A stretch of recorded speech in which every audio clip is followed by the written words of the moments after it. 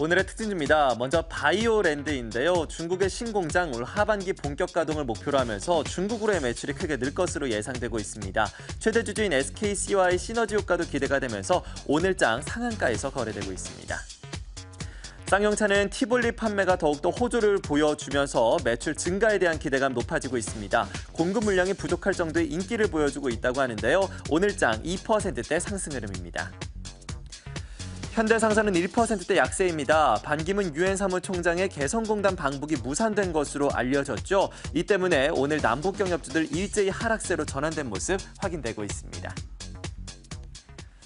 자, 이 같은 특징주에 대한 투자 전략 세워보도록 하겠습니다. IM투자증권 영업부의 정영훈 대리와 함께 알아보도록 하겠습니다. 안녕하십니까? 네, 안녕하세요. 네, 일단 오늘 바이오랜드 탄력적인 흐름 보여주고 있습니다. 장중에 상한가가 잠시 풀리기도 했었는데 지금 다시금 또 상한가가 치솟는 모습이 확인되고 있는데요. 투자 전략 어떻게 보십니까? 네, 우선 지금 현재 시점에서는 트레이딩 관점에서 좀 매수 의견을 좀 드리도록 하겠습니다. 워낙에 지금 주도 섹터라고 좀 볼 수가 있겠고, 그 단기적인 좀 모멘텀이 좀 강하기 때문에 당분간은 좀 주가가 좀 상승 흐름을 좀 이어가지 않을까 그렇게 좀 보고 있는데요.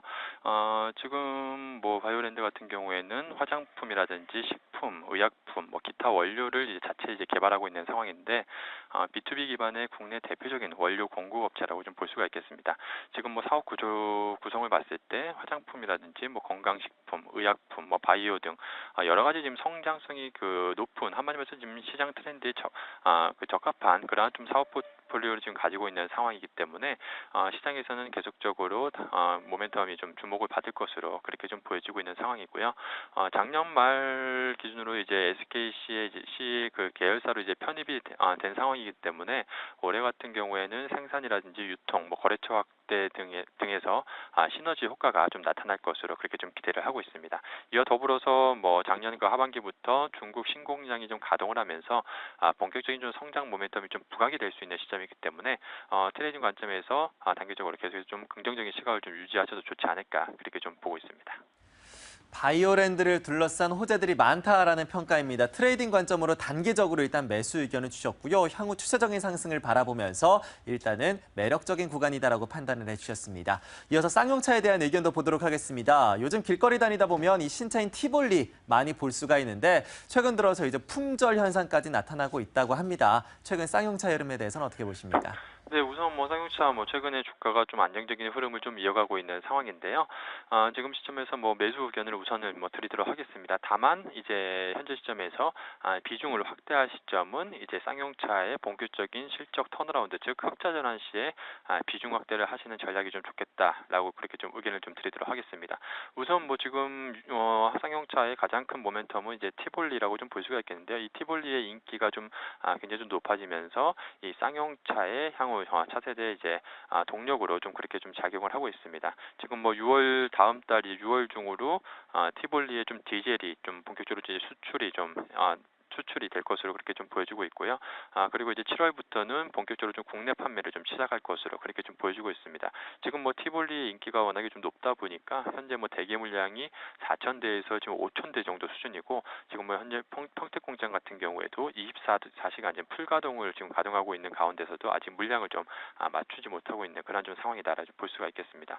지금 쌍용차와 그 마인드라 그룹이 이제 쌍용차를 SUV 중심으로 본격적으로 좀 사업 포트폴리오 좀 구성한 상황이기 때문에 내년 같은 경우에는 지금 최대 판매에 대한 좀 그런 좀 기대감이 좀 높아진 그런 좀 상황이고요. 다만 지금 계속해서 지금 지난 3년 연속 계속해서 좀 적자 행진을 좀 이어가고 있고 지금 현재 시점에서는 역시 재무 구조가 다소 좀 악화되어 있는 그런 좀 상황이기 때문에 결국엔 주가가 본격적으로 강하게 이제 상승할 시점은 바로 이제 실적 턴어라운드가 턴어라운드 시점이 아닌가 그렇게 좀 생각을 하고 있습니다. 그때가 되면 주가는 흑자 전환을 한다라고 하면 주가는 많이 올라가겠지만 그래도 실적을 확인하고서 그 이후에 사도 늦지 않지 않을까 그렇게 좀 생각을 하고 있습니다. 네, 마지막으로 이제 현대상선도 보도록 하겠습니다. 반기문 총장의 방북이 무산되면서 오늘 남북 경협주들이 일제히 좀 하락하고 있는 양상인데요. 오늘 현대상선도 1%대 조정을 받고 있습니다.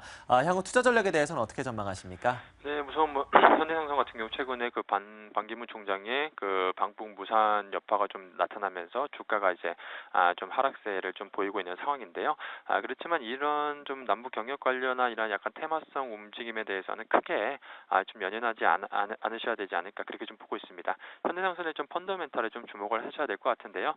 그렇다고 한다면 현재 시점에서는 다소 투자 의견은 좀 보류다. 현재 시점에서 좀 관망을 하시는 게 좋겠다라는 좀 의견을 드리도록 하겠습니다. 우선 뭐 최근에 현대상선 같은 경우에는 지난 1분기에 지금 17분기 만에 좀 흑자 전환을 한 상황입니다. 지금 뭐 국제 유가 하락에 따른 좀 비용 절감 효과가 나타나면서 역시 유가 하락에 따른 수혜로 이제 17분기 만에 좀 흑자 전환을 했는데요. 그렇지만 지금 최근에 그 미국의 서부항만 정체로 인해서 수송량이 좀 급감하고 있는 상황이고 지금 벌크 부분 쪽에서 계속해서 지금 매각을 하면서 지금 매출 감소가 좀 지속이 될 것으로 그렇게 좀 보여주고 있습니다.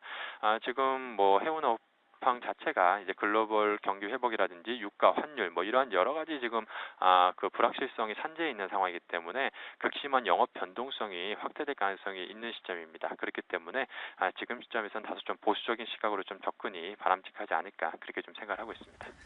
네, 현대상선 테마를 걷어내고 나서 이 펀더멘털만 본다고 한다면 다소 보류적인 시각이 우세하다라는 입장을 보여주셨는데요. 향후 실적이 얼마나 개선되는지 여부가 가장 중요하다라는 판단을 내려주셨습니다. 이렇게 해서 오늘의 특징주 정영훈 대리와 함께 투자 전략 세워봤습니다. 오늘 말씀 고맙습니다. 네, 고맙습니다. 네, 오늘 장에서의 특징주들 모두 다 함께 확인해봤습니다. 투데이 특징주였습니다.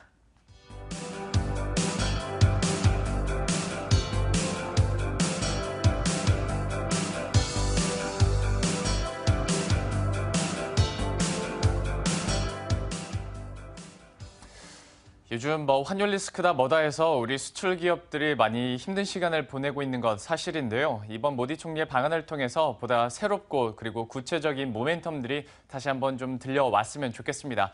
식사 맛있게 하시고요. 저희들은 내일 이 시간에 다시 찾아뵙도록 하겠습니다. 시청해주신 여러분 고맙습니다.